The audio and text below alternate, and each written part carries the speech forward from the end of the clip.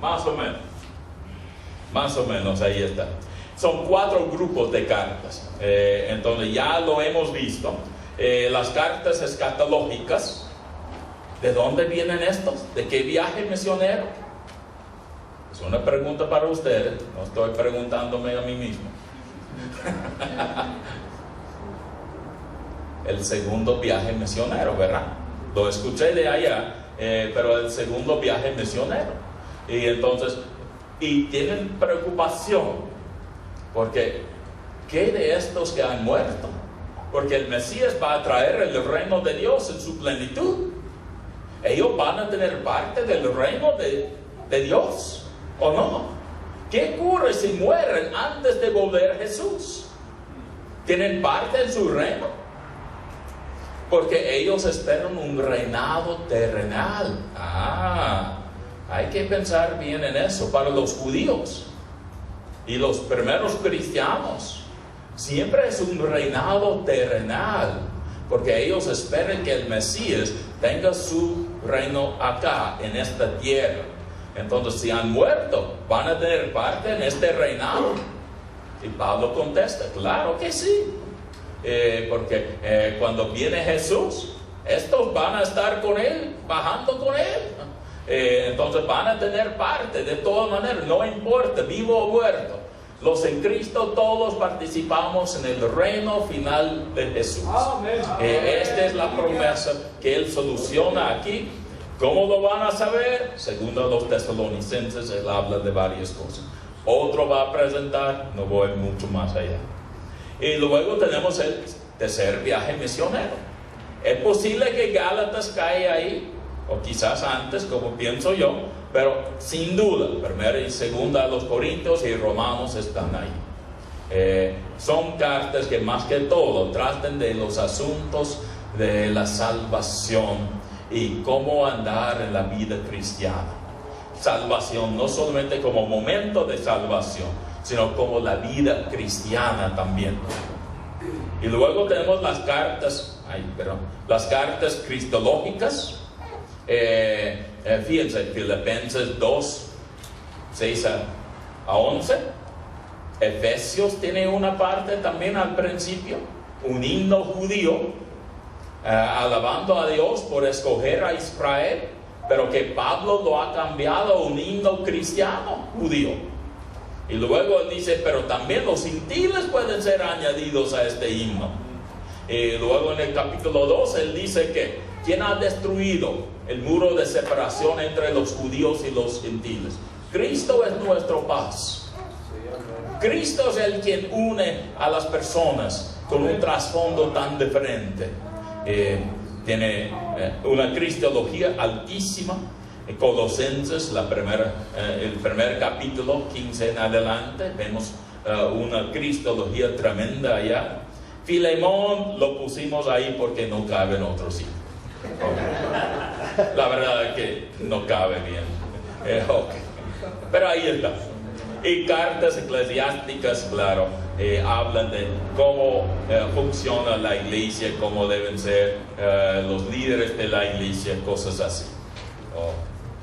Hay otra manera de explicar estos, como hemos visto, lo voy a pasar brevemente. Primer viaje misionero, después él escribe Gálatas. Segundo viaje, segundo a los Tesalonicenses. El tercer viaje, Corintios, las 2 cartas y Romanos. Tiempo en Roma, en el cárcel. Ay, qué cosa. Siempre quiero hacerlo y no funciona así. Entonces, son las cartas. Ahí está. En el cárcel, Filipenses, Colosenses, Efesios, Filemón. Y luego, después de Hechos 28, las cartas pastorales. Entonces, ¿cuándo muere Pablo? Según los datos que tenemos de los padres eclesiásticos, él muere durante el tiempo de Nerón todavía. Nerón muere en el año 68. Está bajo el tiempo de persecución de Nerón. Puede haber sido en cualquier fecha de 64 hasta 68. La mayoría opinan que debe ser por ahí, si tiene libertad en el primer tiempo, debe ser por ahí 65 a 67, 8 por este tiempo. Yo creo 67 probablemente, porque la persecución de Nerón no es algo fuerte en 68 para los cristianos. Vamos a cambiar. Vamos al libro de Gálatas. Ya hablamos de la fecha en cuanto al autor. En verdad no hay duda del autor tampoco. Yo tengo muchas cosas más para explicarles en eso. ¿Qué es la región a la cual hacemos referencia? Ahí está la provincia de Galacia, pero hay la parte tradicional en el norte, la parte romana añadida a la provincia en el sur. Algunos opinan que la carta a los Gálatas se escribió a los del norte, pero más y más ha cogido fuerza, no, son los del sur del primer viaje misionero, y entonces pueden ver algo de eso. ¿Okay? De ahí, al pensar en eso, ¿qué del problema central? Podemos tener un bosquejo de este. Entonces, perdón, está ahí. Lo que encontramos que al principio del libro, Pablo no tiene nada bueno para decir a los recipientes. Lo estoy dejando en este porque quiero ir al texto también. Aquí lo que vemos con Gálatas es que mira cómo comienza él el libro. Por lo general, él dice algunas cosas buenas. Y él comienza como siempre, Pablo y los hermanos que están conmigo a las iglesias de Galacia, como un corriente en sus cartas. Luego, gracia y paz sean a vosotros, como siempre. Entonces, de ahí, por lo general, él dice luego unas cosas buenas de los recipientes. En esta carta no dice nada bueno, porque hay una crisis. Y la crisis es de tanta profundidad que no hay tiempo para malgastar en las pláticas y en decir estas palabras tan suaves, ganarlos a su lado. Entonces él comienza así: estoy maravillado de que tan pronto os hayáis alejado del que os llamó por la gracia de Cristo para seguir un evangelio diferente. Es decir, hay un problema con el evangelio ocurriendo ahí. Hay dos posibilidades con el evangelio, con las herejías. Es que sustraer algo esencial del evangelio o añadir algo que no es esencial al evangelio. Y en este tiempo, el problema es que quieren añadir algo que no es esencial al evangelio. Pero siempre se nota una herejía, porque saca algo esencial del evangelio o añade algo que no es esencial, como si fuera esencial al evangelio. Este es el problema de ellos. Dentro del libro, él va a dar el resumen del pasado, ya cubrimos eso. Y llegamos a este punto porque el problema es este: los judíos cristianos, judaizantes los llamamos, ya ha ido esta palabra del hermano Carlos, él lo ha usado ya, los judaizantes. Entonces, estos son cristianos judíos, pero al parecer con trasfondo en los fariseos más que todo, y ellos piensan que para creer la Biblia requiere la circuncisión para ser cristiano, para ser seguidor de Jesús. Entonces Pablo está hablando a los Gálatas para convencerles que no es así. Nota lo que él dice aquí en versículo 15. Nosotros, él y los Gálatas, los de Galacia, judíos de nacimiento, está hablando de a los cristianos judíos, como él es judío, y no pecadores de entre los gentiles. Está mirando un poco para abajo para los gentiles, pero así es. Sabiendo que el hombre no es justificado por las obras de la ley. Los judíos cristianos ya saben que no son justificados por las obras de la ley, sino por la fe de Jesucristo. Ellos mismos saben que es por la fe en Jesucristo. Nosotros también hemos creído en Jesucristo para ser justificados por la fe de Jesús y no por las obras de la ley, por cuanto por las obras de la ley nadie será justificado. ¿Cuáles son las obras de la ley, pues? Y él va a hablar de eso, que es la circuncisión. Y entonces, él dice en capítulo 3, versículo 2, esto solo quiero saber de vosotros. ¿Recibisteis el Espíritu por las obras de la ley o por el oír con fe? Por oír con fe, ¿verdad? Este es lo que han pasado. Y entonces, él va a este pasaje. Así Abraham creó a Dios y le fue contado por justicia. Vamos a pensar un poco en porque la verdad es que hay un dicho en el Antiguo Testamento que los oponentes de Pablo pueden usar en una manera muy fuerte en contra de él. Y viene en Génesis 17. Mira, ellos pueden criticar a Pablo diciendo, tú no crees la Biblia, Pablo. Tú eres un liberal y no crees la Biblia. Porque ellos anotan este pasaje. Mira lo que dice. Y aquí mi pacto es contigo y serás padre de muchedumbre de gente. Dios hablando a Abraham. Y luego cambia el nombre a Abraham. Y entonces, ¿qué dice aquí? Y estableceré mi pacto entre mí y ti y tu descendencia después de ti y en sus generaciones por pacto perpetuo, para ser tu Dios y él de tu descendencia después de ti.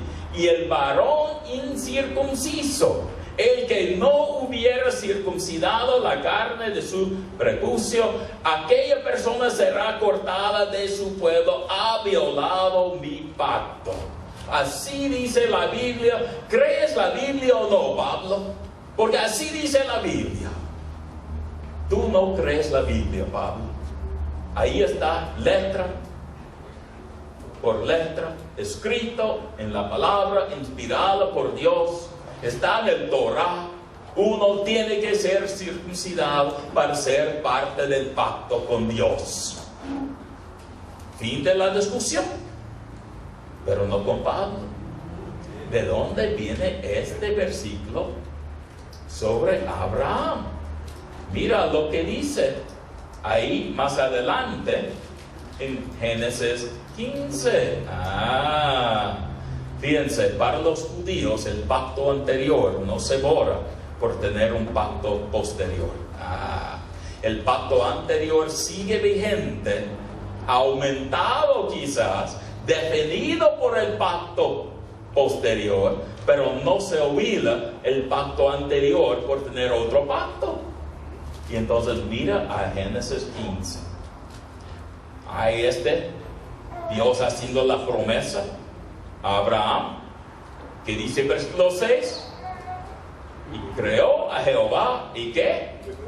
Le fue contado por justicia. Pero ¿es un pacto o no? En aquel día hizo Jehová un pacto con Abraham. Entonces hay un pacto anterior en Génesis 15, anterior al pacto de Génesis 17, y no se puede abolir el pacto en Génesis 15 con el pacto de Génesis 17. Este es el argumento de Pablo en la carta a los Gálatas, y él los tiene ya de cuello. No pueden escapar del argumento de él, porque la verdad es que en Jesucristo estamos construyendo sobre el pacto en Génesis 15 y no sobre el pacto en Génesis 17. Porque es la justificación por la fe, como vemos en Génesis 15. No es la justificación, participación en el pacto como con la circuncisión como en Génesis 17. Pero fíjense, es una lucha tremenda. Porque hoy día, ¿cuáles son las luchas más fuertes entre nosotros? Son las luchas donde ambos lados tienen citas bíblicas. Si ambos lados tienen citas bíblicas, ahí vamos a la guerra. Porque pensamos, no, yo tengo razón, tengo la cita bíblica. Y estos judaizantes dicen, no, tenemos la cita bíblica. Génesis 17 es algo bien claro. Pablo, tú no puedes negar la palabra de Dios. No puedes. Y Pablo dice, no, es verdad, no puedo. Para los judíos está bien, pero también tenemos el pacto en Génesis 15. Y ustedes no pueden negar la palabra de Dios en Génesis 15.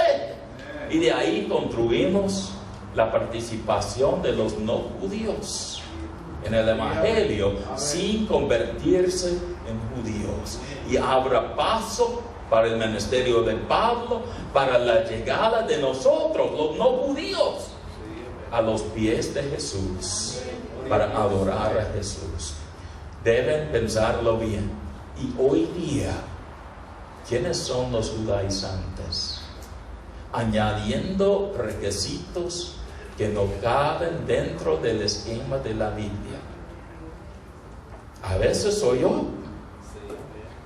A veces quizás uno de ustedes. Nos gusta añadir algunas cosas a la palabra de Dios. Carlos dice que es él. ¿Estamos de acuerdo? No.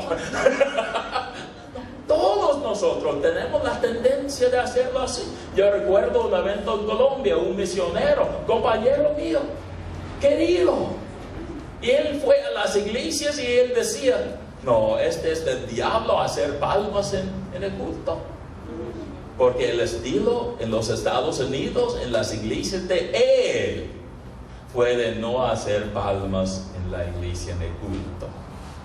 Pero en verdad es algo esencial con el Evangelio, o es el estilo de adoración. Claro, hay cosas morales y inmorales. De estos tenemos base bíblica, pero asuntos culturales no tienen validez en cosas así. A mí me gusta hacer palmas en las iglesias hispanas. Lo hacemos siempre allá. En mi iglesia lo hacemos, pero que no lo digan a muchos, porque hay otros que no entienden. No. Pero así es, que adoramos a Dios según la cultura en la cual estamos, sin cambiar el mensaje. Y si la iglesia decide no vamos a hacer palmas en nuestra iglesia, no hay ningún problema. Pero no es requisito para el Evangelio. Es práctica de la iglesia. Entonces no hay ningún problema. Hubo otro misionero allá durante el tiempo. Y no estoy diciendo todos eran misioneros malos, pero no quiero yo hablar de mis compañeros colombianos. Entonces más fácil hablar de otro norteamericano. Y él decía que no quería trabajar en iglesias con gente pobre.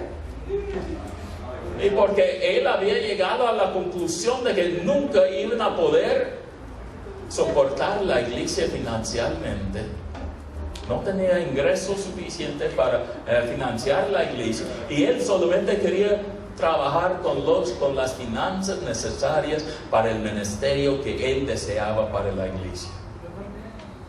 Esta es parte del Evangelio. ¿Dónde dice Dios que, perdón, pero si no tienes ingresos de tal cantidad, no puedes ser seguidor de mí? Yo no voy a evangelizar sino a los de la clase media para arriba. Yo no veo eso en la Biblia. Si no alcanzamos a los pobres, la mayoría del mundo pues queda por fuera del Evangelio, porque la mayoría son pobres. Entonces, este es el problema de Gálatas. Deben entender la carta bien. El Evangelio es: Abraham fue justificado por su fe. Somos justificados por tener nuestra fe en Jesucristo. Punto.